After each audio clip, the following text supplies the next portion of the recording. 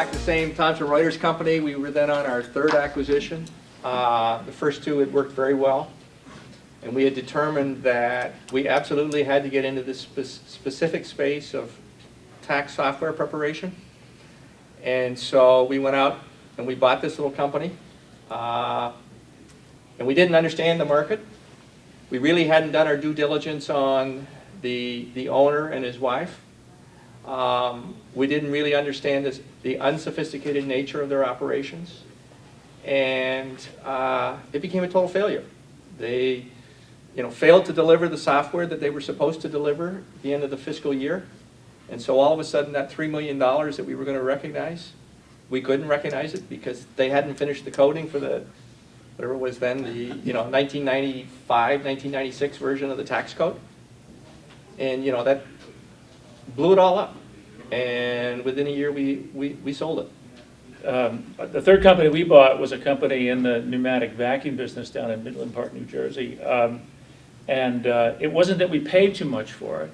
It wasn't that it was the wrong strategy to buy it. It was the right strategy.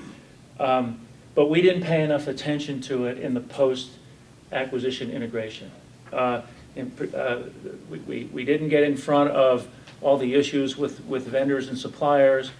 We had inventory interruptions after we bought it.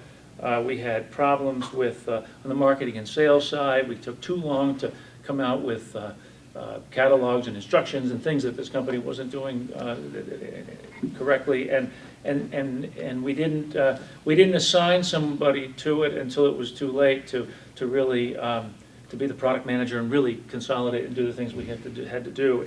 And so as a result, it flatlined. We kept saying, well, wait a second, let's go back to basic assumptions and look at the thesis to begin with.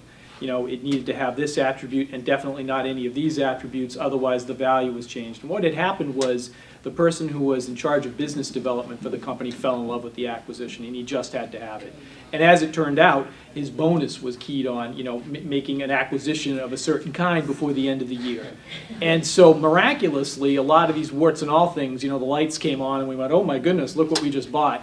And then I found out about a year afterwards, which is the thing with M&A lawyers, you find out later how bad it was. The general counsel talked to me and said it was a complete disaster. It was a Hollywood set. They found actual fraud, which was always tough to find. But frankly, the client had sort of blown past a lot of warning signals because of that internal control thing that they could have dealt with, which was this person's bonus. And it just made this person internally less circumspect, even in the face of a lot of yellow laundry on the floor. Was acquiring a digital printing business for our own account back in 2008. Recall Lehman Brothers and Bear Stearns. We were in negotiations, started talking to the company back in the fourth quarter, third quarter 2007. Nice business, got solid customers in the academic, educational space, especially in higher education, so very, very solid clientele, really have weathered the recession. But obviously, perfect storm.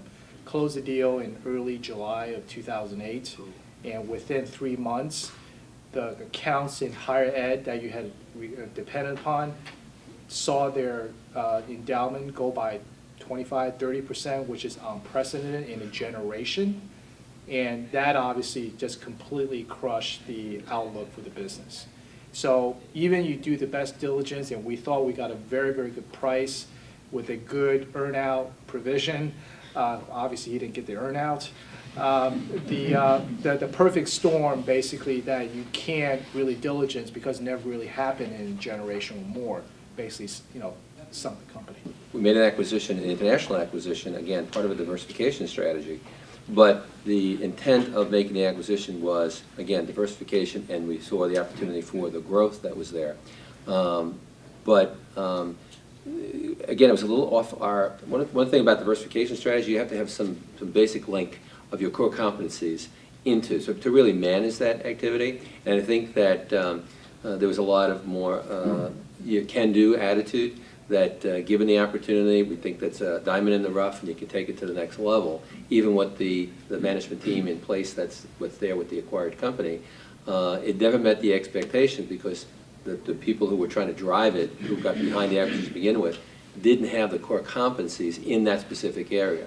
They thought that a lot of the skills that they had in the base business were transferable, if you will. So it wasn't that the incumbent management of that acquired company was not doing what they were, we just thought we could take it to that next level. And without having all of the specific skills, experience, and more importantly, the core competencies in that new business area, it didn't meet up to our expectations.